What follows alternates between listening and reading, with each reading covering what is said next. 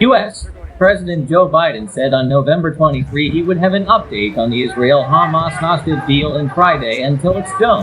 Biden visited a fire station in Endicott and was asked if he expected a 3-year-old girl to be released as part of the deal. I keep my fingers crossed, said Biden. An update until it's done.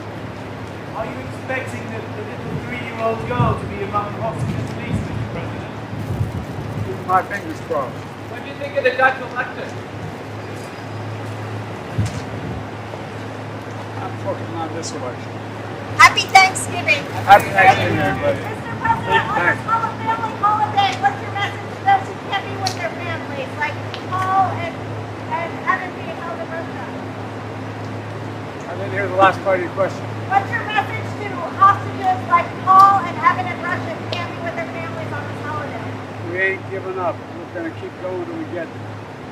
Thank you. Thank you.